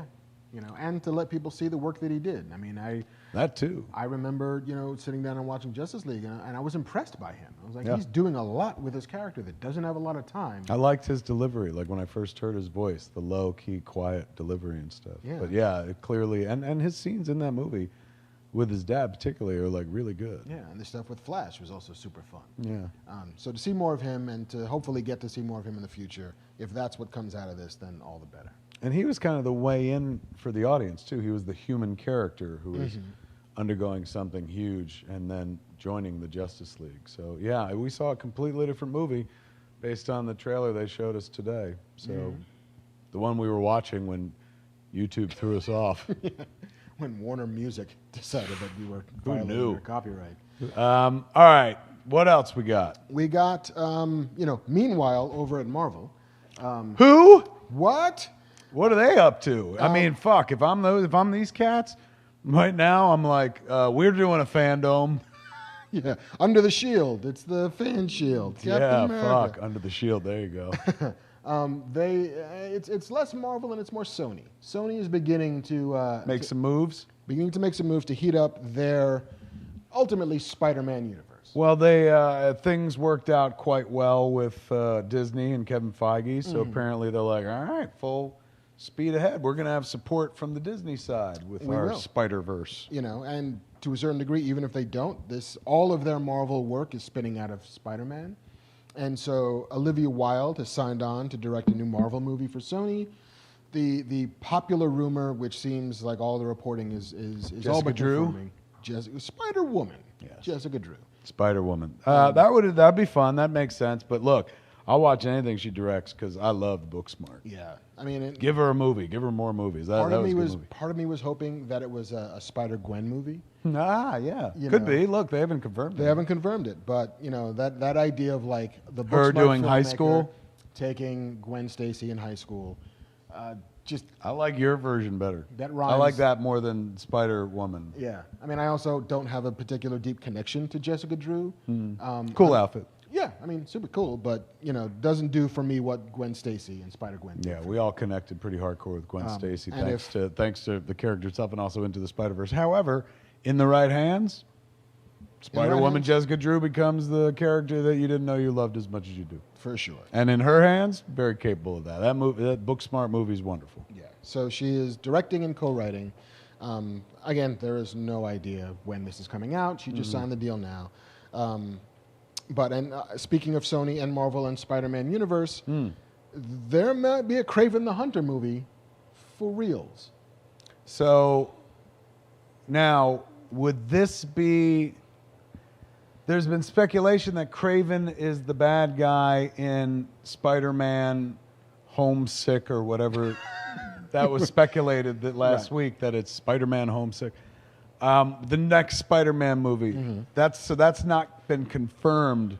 It hasn't been confirmed, but it also wouldn't be surprising if you introduce him in Spider-Man 3. And then give him his own and then flick. spin him out of that. Or if you do a movie with him first and then fold him in as the nemesis so that you've done all of the work so that now we understand. You don't have to give the origin story freight in Right. Spider-Man 3 if you give him his own movie. You also don't really have much origin story freight to just be like, this guy came to town to kill Spider-Man. He Who was is hired he? to do it. His name's Kraven, the hunter. Great, we're moving. Yeah, what's he do? He hunts. Yeah. What's his origin? Who gives a fuck? Moving forward. He's Russian, I guess. Wow. Any word? J.C. Chandor is in line to direct. He directed Triple Frontier amongst many movies. He did indeed. So yeah, like it seems as if Sony is, and who knows if all these movies are going to get made? Who knows if this much Spider-Man, Announce them all. Let God sort them out. Pretty much. Like if this much Spider-Man ancillary content is what the universe is actually asking for, because we have Venom 2 coming, we have Morbius coming, both of which are sort of on the shelves. They were supposed to be the tail end of this year, now spilling into 2021. Hey, sure, okay, if they're good, I'm down for them. But it's a lot of Spider-Man. It's a lot of Spider-Man adjacent. It's a lot of Spider-Man without Spider-Man. Yes. Which, always iffy, but you know what? Venom worked. Venom worked. For a lot of people. Despite itself, it did what it needed to, was to make a shit ton of money at the box office. God, yes. And so it seems as if Sony took the hint that, no, people want more. They put up there, they were like, let's double down on the spider stuff. Yeah. We're diving head first, straight up the ass into the Spider-Verse. So yeah, that's some Spider-Verse shit that's happening. And the final story is, it's a cautionary tale, I feel. Okay. For your average filmmaker who's out kind of doing press for a movie that has no release date. Well, it has a release date. But the New Mutants director, Josh Boone. Lovely guy. I've had him on the podcast. Apparently, he should maybe stop doing interviews. Why? What'd he say? Because he said, I do think people should be going to the movies. If they can go to a house party with 700 people without masks on, they can put on a mask and go to a movie and maybe get their rocks off in a more productive way. And interesting take. That's a way to come at it, I suppose. But using the governor and the mayor are shutting down houses that are throwing these crazy parties. Maybe not using that as a paragon of behavior to model after. And also, it's just like, look, I'm 50 years old, so I don't know how kids operate these days, but I got a 21-year-old daughter at home, so maybe I got a little inclination. I don't think the kids that go to house parties go to movies. And I don't think they're going to see a substitute for like, hey, let's go watch that movie that's been delayed for a couple fucking thousand years. Yeah, that's not, I don't know if that's quite the sell of the movie I would take, but tough to sell the movie, period. Essentially, he's got to convince people to fight the virus, to go out there into the world, man. Right. Like, what are the odds does not feel like it's a really strong marketing push. Still, I'm going to see it. I won't. You're not going to see it? I mean, not in the theaters. But I will eventually see it, yeah, but I am not going out at the tail end of August to go and check out. I agree. I probably won't be going out to see it in a theater, but I will see it when it's ready, man. So, I get your pain, Josh Boone. I understand your dilemma. This poor kid. Come on, you make The Fault in Our Stars. Movie makes $100 million plus. Huge fucking hit. Mm-hmm. And then you're like, right on. I'm going to follow it up. Fucking The New Mutants, man. And then it. Yeah, so we're going to shoot this thing in like 6 months. We're going to get it out like 6 months later, man. It's going to be 2017 is my year. And then you cut to SpongeBob SquarePants going 10 years later. It's been a fucking long time. So who can blame him for being like, oh, man, get this out of my life. Is he working on The Stand right now? I'm not sure. I think he was working on The Stand for CBS for the app. I mean, I don't know how active I don't know if they're shut down, but right. Last I heard, he was working on that. I mean, I hope that comes together for him faster than New Mutants did. I mean, fuck, anything would at this point. That poor movie's cursed. But it's been delayed. Sometimes movies that get delayed and are cursed, though, turn out to be okay. Yeah. Can't think of any examples off the top of my head, but I look forward to seeing it. Mad Max Fury Road. There you go. That movie was supposed to come out a bunch of different times. It was shut down by fucking desert storms and terrorism and all kinds of crazy shit. And then literally, like, there was, there's a coup in this country. We've got to leave. And then when it comes out, it turns out to be one of the great movies of the last 10 years. There you go, man. There's some hope for this New Mutants picture. Could be a modern-day Fury Road. Delay does not necessarily imply quality. Delay could just mean delight. Indeed. Maybe he's just a delay fish. That the end of the news? That's the end of the news, man. Mark got the news for you, man. But before we do anything else, you did not talk about something I know you wanted to talk about. Ooh, what was that? Lovecraft Country. Lovecraft! You watched it? I did. Did you and watch it? I haven't seen it yet. I'm going to wait till a few episodes gather up because I went to watch fucking Perry Mason. Andrew loves Perry Mason, but I talked about it off the air. I fucking went to watch Perry Mason, and it was and now Andrew loves it. Ralph Garman loves it. My wife loved it, but I was just like, hold on, man. And then when it was done, first episode, I'm like, all right, let's go to the next one. I'm sure shit'll get going. And she's like, there's no next one. I'm like, oh, it's a weekly? Fuck. So I'm letting like that whole season build up so I can. It's done? Perry Mason's over? I will be watching all of Perry Mason. So I want to let a few episodes gather up. I will say that the Lovecraft Country pilot begins with your main hero, a fellow named Atticus, who was in the Korean War, and it's Korean War footage, black and white. He's like running through trenches, like stabbing motherfuckers, and then suddenly flying saucers show up. The fuck? All right, say no more. Flying, like fucking Cthulhu makes an appearance. Deja Thoris from fucking John Carter of Mars. Episode 1? The first 5 minutes of episode 1. Oh my God. Like today just got exciting. It's everything. It's all of the fucking pulp hero. Does it work? It works well. And, fucking Jackie Robinson cuts Cthulhu in half with a baseball bat. In the first 5 minutes. It's a dream sequence. Your hero's having this crazy dream sequence. Who wrote this? Misha Green, who was the showrunner for Underground, that was on WGN, the sort of Harriet Tubman story. And it's a J.J. Abrams / Jordan Peele joint. Jordan Peele. And much like Watchmen, they got all the money to make it. And so that is just literally setting the mind space of your main hero, a fellow named Atticus, who is a Korean War veteran, who had been living in Kentucky, who gets called back home to Chicago because his father's gone missing. And so you're sort of living with him and the kind of black experience in the 50s and 60s, dealing with both the Jim Crow South and the experience of racism in the North. And it spends a decent amount of time just kind of, the first 20 minutes of the pilot after crazy, insane Fantasia, of kind of rooting you in the world of these characters. Like Courtney B. Vance plays his uncle, Anjanou Ellis plays his aunt, and Journey Smollett. And Journey Smollett plays Black Canary. Black Canary, who she plays. It's a little mysterious for me what her relationship is to all of these people beyond. She's from this block. They were friends as kids. She's now desperate for a job. Courtney B. Vance is a publisher of what's called the Safe Traveler's Guide, which, if you've seen the movie Green Book, I'm sorry, but it is what the Green Books were, which were if you were a person of color traveling through the country, here's where you could eat safely, here's where you could sleep safely, here are the towns. Is that what Green Book's about? That's part of it. Like it's the reason why in that movie Mahershala needed Viggo Mortensen was, I am a black musician traveling, doing a circuit in the South, and I need protection because if I go to these places, it's not legit. And it's a real thing that existed. It's a piece of history. And so Courtney B. Vance. Once again, HBO. HBO was dishing out some black history for a bunch of white people that were like, that's a thing? Yeah. Like, yeah. Huh. It's like the high school I never had. Once a week, I learned some shit. And so they decide to go and find out what happened to his uncle. And then it gets to be another road trip, and it's these three people in a car.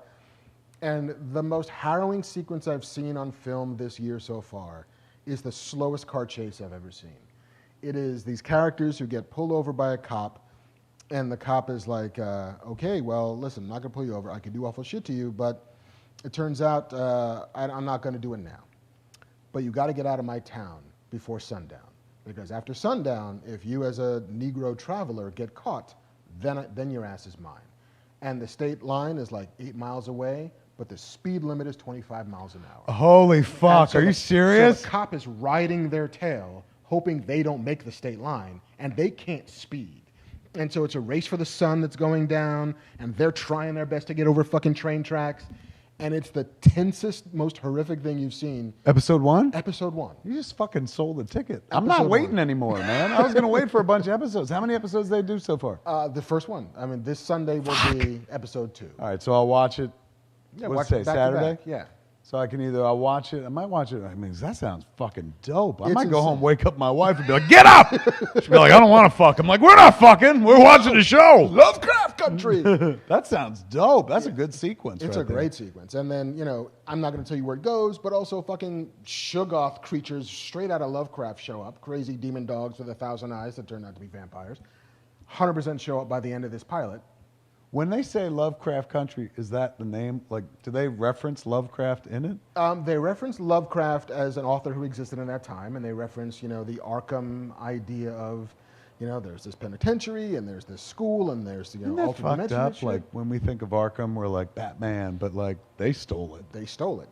And it's a really interesting way of repurposing H.P. Lovecraft work. Because that dude was racist as Yeah, fuck. it was pretty racist from what we've Crazy seen. racist. And so in recent years. I didn't know that when I was growing up. Like, when you watch Reanimator, nobody's ever like, guy that created this, racist as fuck. Virulent racist. I mean, and it's a thing that black nerds have to deal with being fans of this stuff. Like John Carter. So he's a Confederate soldier. And he's a dude who falls asleep in a cave. John Carter of Mars. And then Edgar Rice Burroughs created that character. He was a Confederate soldier? Yeah. Did they do that in the Disney movie? They do. They hand wave it a bit, but that dude fought for the South and then falls asleep in a cave, and everything he ever wanted to have happen happens. I want to go on an adventure with princesses and swords and lasers. He falls asleep and wakes up on Mars. That's the story? That's the fucking story. The laziest dimensional travel ever. Wow. But Robert E. Howard, who created So wait, Conan. but when you were a kid, did you know about the Lovecraft? I didn't. It was later in life that you later in heard, life and I then you were discovered like, it. well, now I got to figure out what I feel like about this. But Conan the Barbarian was seminal for me. I spent an entire summer reading all Who of was those that, novels. Robert E. Howard, also crazy racist. Is he really? Yeah.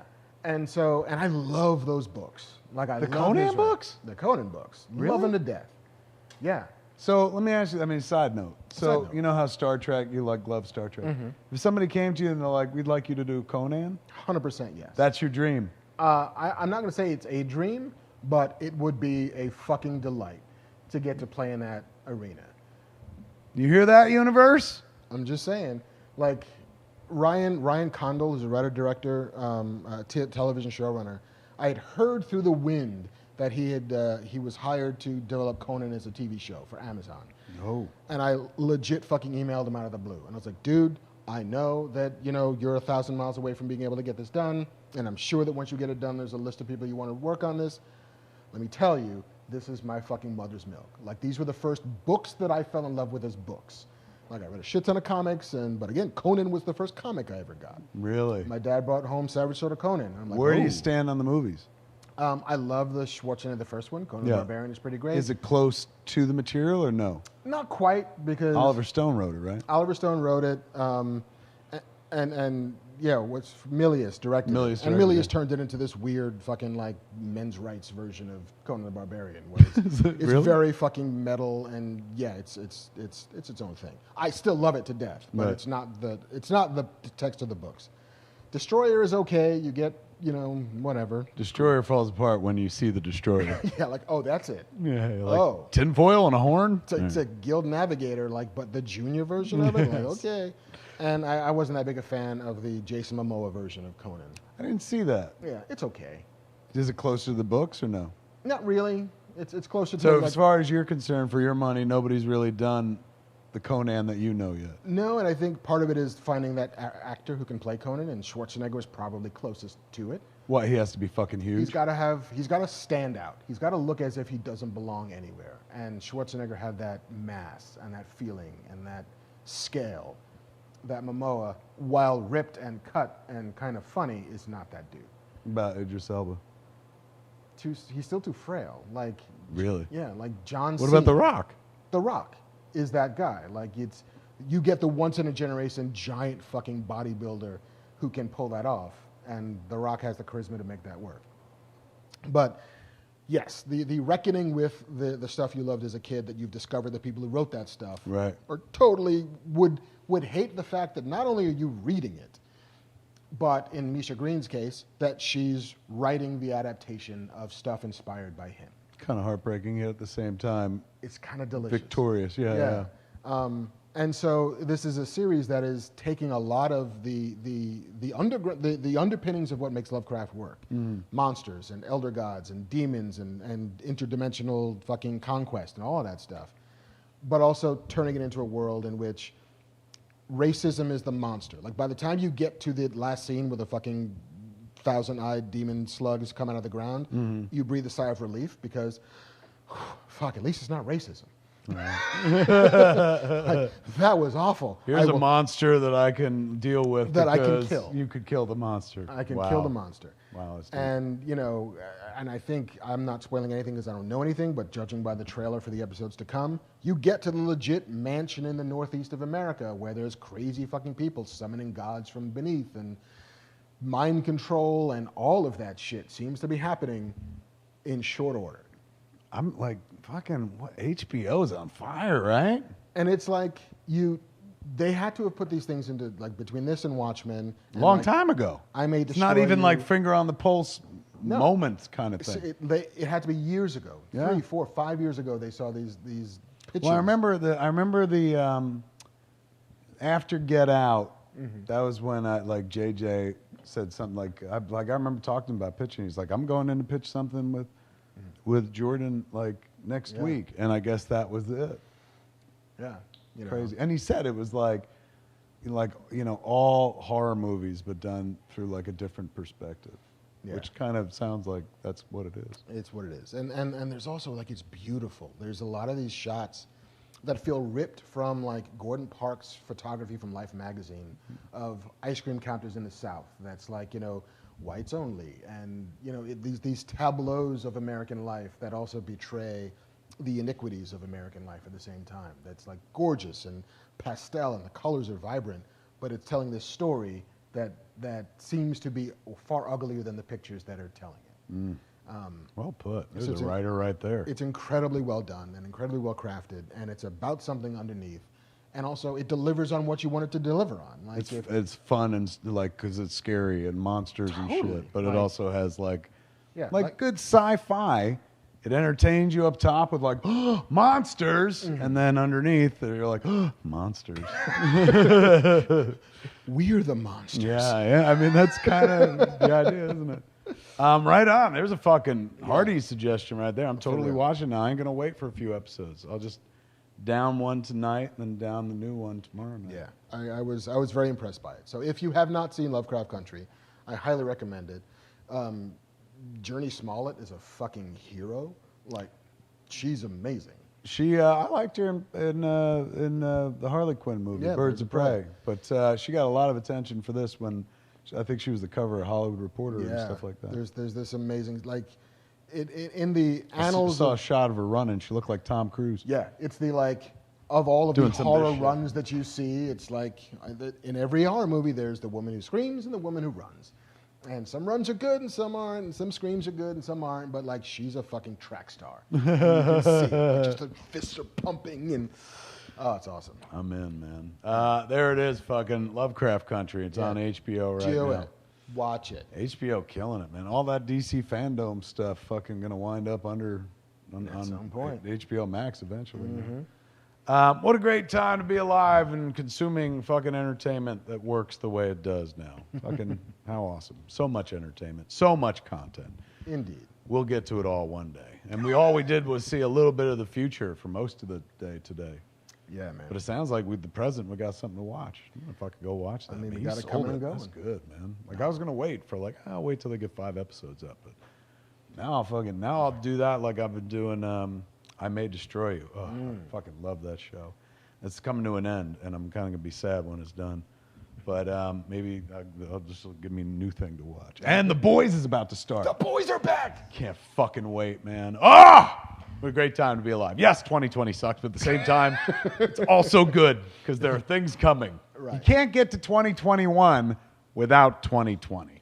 And, so all we have to do is survive this shit. All we have to do is survive. And then we give us a cool Batman movie with Riddler fucking taping up his head. Fuck, that looks metal. If The Boys season 2 doesn't in some fashion use The Boys Are Back in Town as a theme song, then Be disappointment, missed opportunity. I will feel somewhat slighted. I like to think that show's so like fucking outside the box that they're like, come on, rookie, we're not gonna do that. It's a little too obvious and shit. You saw that sequence of like the boat going through the giant whale? Yes. I can't fucking wait. So wonderful. Oh, man. More joy. There it is, folks. Did you have a good time on Saturday night? We delayed. Mark wisely delayed. He said the other day, he was like, maybe we should wait till Saturday to do the show because Fandome will happen and we'll have some shit to talk about. And I was like, oh, that makes sense. And thank God we did. Yeah. That's all we fucking talked about. Like Friday, well, Sony's making a couple Spider-Man movies. Yeah. And then the world tears in half because of this shit. Tears in half. And then we got to wait another week to talk about it. Big winner of the weekend has got to be Warner Brothers DC, man. Yeah. Like, this is fucking huge. They got their own D23 going now. Everybody excited. Fucking, they own Twitter all day long. They own social media. And one of the coolest things that I saw, I didn't watch it wall to wall, because again, I had to wash my ass at some point. But there was and the smartest thing they did was make every panel short. Yeah. Everything was like 20, 25 minutes long. Ooh, that is smart. It's very smart. But they had this half an hour. Especially because everyone's like, shut up, play the trailer. Yeah, give it a, come on. We don't fucking move out of the way. Fine, wig. But they had this little art critique. Like they had apparently looked at a bunch of different artists, and Jim Lee was giving this aspiring artist a critique. And and Jim said, I looked at a bunch of people, but I thought your art was the closest to being kind of ready, but still needed some advice to get to the next step. And he gave him 3 pieces to critique. And Jim put it up on his fucking artboard and was like, all right, I would do this here, and this is really strong, and your handwork is good. Your literally just watching, because we rarely get to see that. Yeah. It's a professional giving notes to somebody who's clearly got talent, but could be great if but for a little bit of help. And it was super instructive, and just watching that level of care and attentiveness between artists about a thing they both love. And one dude was 100% down to learn some shit, and one guy was happy to share knowledge. And it was just that's a fandom. That's a guy who loves this stuff, talking to another guy who loves this stuff about how to make it better. And he's a great dude, too. And he's a really great dude. Such a great, I mean, aside from the talent and all that shit, just a real good human being. Yeah. So it was a nice thing to see in the midst of this kind of wall-to-wall parade. Marketing. Of marketing. A lot of look what we're trying to sell you shit. Nice to see a human moment in there. Yeah. Where some guy's like, look, I'm going to try to give you a little piece of advice. Maybe that helps you to the next level. It's nice. Yeah. So that was cool. So I appreciate that other Fandome. And I think he gave him a fanned up, if you will. Oh, nice. DC, call me. I've got a lot of those. But it does feel as if it is now the model for which people will begin to pattern their own virtual versions of conventions after, because it was incredibly successful from a functionality point of view, from a content point of view, and from hey, if I got to give up a Saturday for something, this was a pretty cool way to give it up. I give up every Saturday if they give me a new Batman trailer. Every day of my life till I die. Here for you every Saturday. Don't even have to show me the movie. Just show me the trailer. We'll fucking obsess over it. Next week, a new one. Oh, great time to be alive. Indeed. Thank you for hanging out with us today, ladies and gentlemen. Also, Aquaman 2, bringing Orm back, I saw. Yes. And apparently a more serious version of Yeah, what does that mean? They're serious, more socially relevant. Yeah. More, Is he fighting COVID? We're going to get deep into the lives of the sharks that we ride upon. Yes. See, if we're all breathing water, underwater, why are we riding them? Why aren't they riding us? How do we get to primacy in the underworld? We're in the minority, yet we're in control here. This feels ripe for revolution. Yeah, maybe that's how they do it. What do you think it means, though? Relevant? Not we got to clean up the oceans. All right, I mean, we that's get one way that, to go. but I don't know. Global warming. Aquaman 2. Aquaman versus Trump. They're like, there's how it's relevant. There we go. Places it right now, right today. There it is, folks. Did you have a good time? I hope you did. Boy, oh boy, we wouldn't have had the time we had without the man on the other side of the glass. Put it on the glass for the great Marc Bernardin, ladies and gentlemen. Look at him there.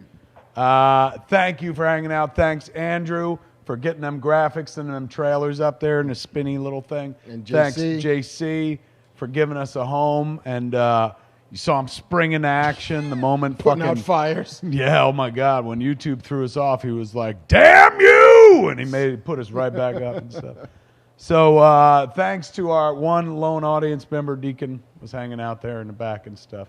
Remember 4DX? What was the other one? 4DX and? ScreenX. ScreenX. I always forget that one. There'll be a time when we all get to sit in those fucking rocket chairs again while they shoot shit in our face and make pretend that we're in the fucking movie as the chair rolls around and stuff. One day, we'll be back there. I'm sure they're open. What about in New York and places like that?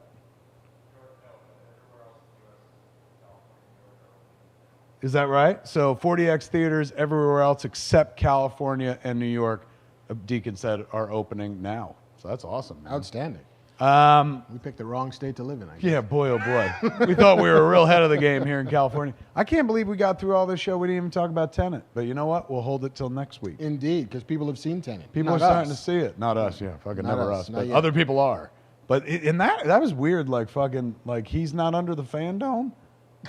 You know what I'm saying? I mean, they probably could have made an exception. I mean, like everyone, he's royalty under the Fandome, right? With Dark Knight and shit. I mean, he should get like the fucking Disney Founders Pass that they can always go into the Fandome if they want. Give him a half hour to say some Batman shit. People go crazy, crazy. And at the end of it, be like, Tenet, peace out, and then leave and stuff.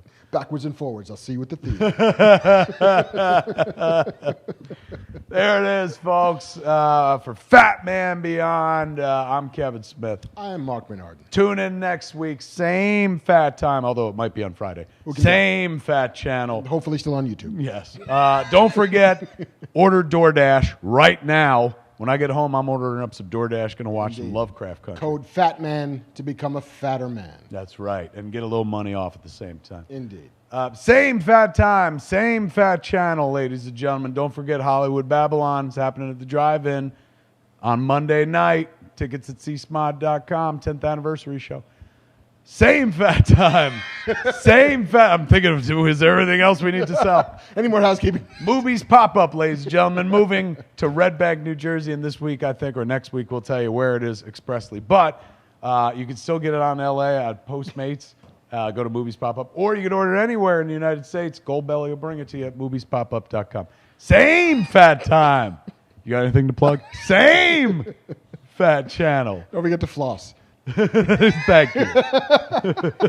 Spodcast.com or youtube.com/Kevin Smith. May the force be with you. So say we all.